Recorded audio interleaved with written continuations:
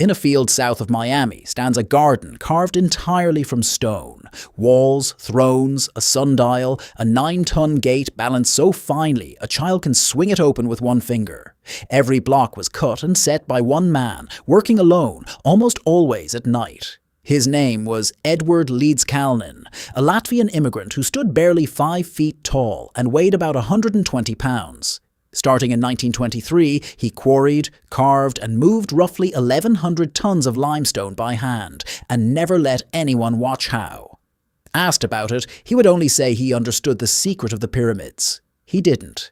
After he died, the Great Gate seized up, and the crew who came to fix it found the secret inside, an ordinary truck bearing. The photographs he left show the rest of it: a tripod, a chain hoist, and a great deal of patience. Sarah Winchester inherited a fortune built on the repeating rifle, and in 1884 she began rebuilding an 8-room farmhouse in California. She did not really stop for the next 38 years. By her death in 1922, the house had grown to around 160 rooms, 2,000 doors, and 47 staircases, including some that run straight up into a ceiling and a door on an upper floor that opens onto a 2-story drop. There was never a master plan. She approved changes room by room, and when a wing displeased her, she had another built over it. The popular story says a medium warned her she had to build without pause to outrun the ghosts of everyone the rifle had killed. Historians who actually read her papers found no such medium, and long stretches when no work happened at all. She was a wealthy widow with arthritis, building exactly what she wanted, for as long as she wanted. You can walk down into it today, a city dug straight down into soft volcanic rock, as deep as 18 levels, about 85 meters from top to bottom. It has stables, kitchens, chapels, wine presses, and ventilation shafts running the whole way down. Each level could be sealed off from the inside with a great round stone door, rolled across the passage like a wheel. This is Derinkuyu, in central Turkey. The first levels may have been cut by the Phrygians nearly 3,000 years ago. Later, Byzantine Christians extended it into a refuge that could reportedly shelter thousands of people, along with their livestock, when armies came through, and then it was lost. In 1963, a man in the town above was renovating his house, knocked through a wall in his basement and found a tunnel, and behind it, the city that had been sitting silently under his floor the entire time. A mining company built an entire city on a bare rock in the open sea, packed over 5,000 people onto it, and then emptied it in a matter of weeks. Picture a slab of concrete barely larger than a few football fields, ringed by a seawall and bristling with apartment blocks. That is Hashima Island, off Nagasaki. Mitsubishi bought it in 1890 to mine coal from under the seabed and built upward. In 1916, it got Japan's first large, reinforced concrete apartment block.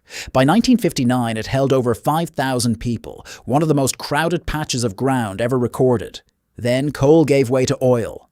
The mine closed in January 1974, and within months, every last resident was gone. The island sits empty today, a concrete ghost ship that doesn't move, now a UNESCO site whose wartime use of forced labor remains disputed. In 1928, 2 ideas went to war on a stretch of the Brazilian Amazon: Henry Ford's notion of how the world should run, and the rainforests. Ford wanted his own rubber, so he cut a slice of Michigan out of the jungle, a town called Fordlandia, with clapboard houses, a hospital, fire hydrants, hamburgers, and a ban on alcohol. The rubber trees were the first to object. Planted close together the efficient American way, they were swept by leaf blight and insects. In the wild, they grow far apart precisely to survive that. Ford sent almost no one who understood tropical farming.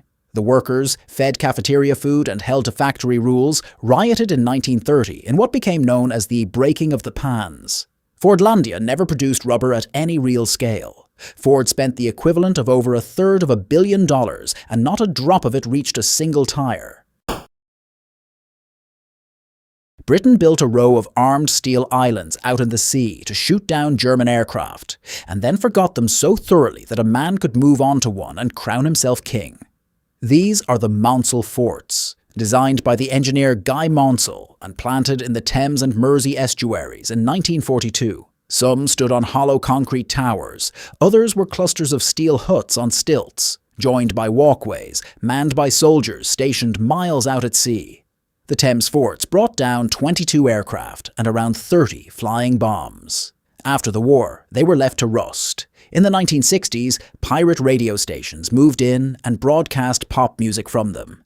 And in 1967, a man named Roy Bates occupied one, declared it the Principality of Sealand, and made himself its prince, a country never recognized by anyone, sitting on a surplus anti-aircraft platform.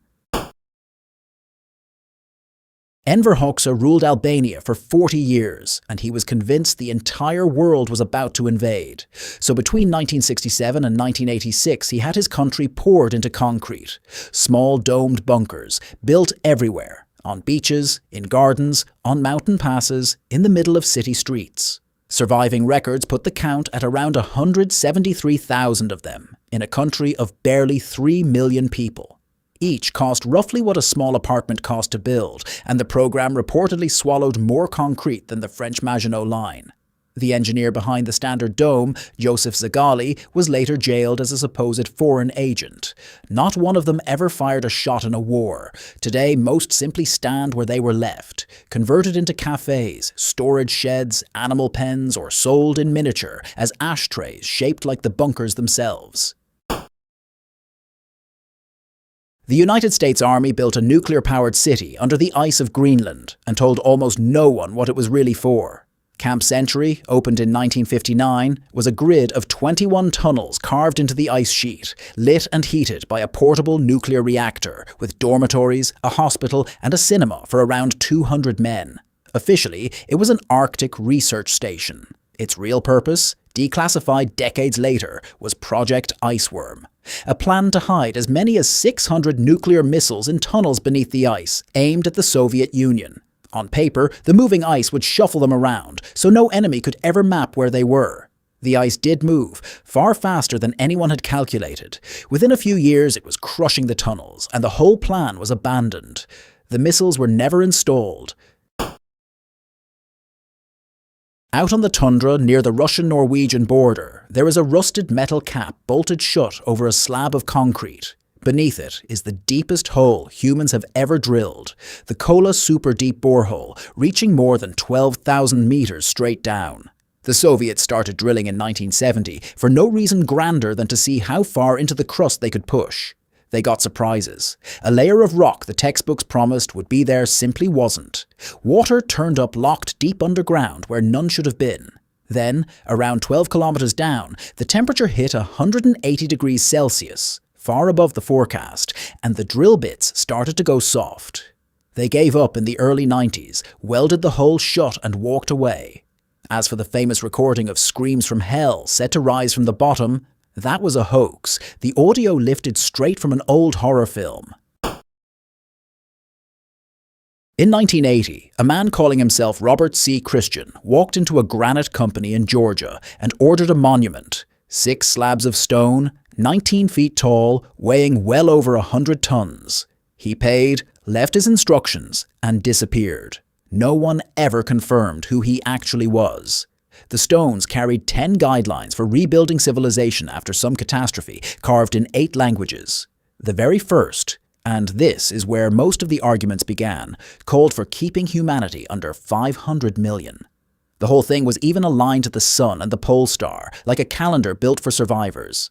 In July 2022, someone set off a bomb against one of the slabs at 4 in the morning. By that afternoon, the authorities had demolished the rest, for safety. A security camera caught a car driving away afterward, and that, so far, is the entire story. How do you back up the food supply of an entire civilization? Norway's answer sits inside a mountain on a frozen Arctic island, behind a wedge of concrete that glows faintly in the polar dark. The Svalbard Global Seed Vault, opened in 2008, is a freezer dug more than 100 meters into solid rock, holding well over 1 million different seed samples from around the world, a backup copy in case any seed bank anywhere else is lost. It is kept at -18 degrees, and even if the power failed completely, the surrounding rock would hold it cold for weeks. It has been opened to withdraw seeds exactly once, not for any apocalypse, but because a seed bank in Syria was destroyed in the civil war, and the only safe copy of what it held was waiting, quietly, inside a mountain in the Arctic. Deep inside a mountain in West Texas, on land owned by Jeff Bezos, engineers are building a clock meant to keep time for 10,000 years. It rises through a 500-foot shaft cut into the rock, made of stone and marine-grade steel, driven by the daily swing in temperature and corrected by the noon sun. Once a year, a hand advances. Once a century, another. Once every 1,000 years, a cuckoo appears. It has been under construction since around 2018, and it is still not finished. There is no completion date, and it is not open to the public. Its own designer says that in a sense the clock is meant never to be finished at all. A monument built for people 10,000 years from now, and the first thing it has managed to prove is that even the first few of those years are hard.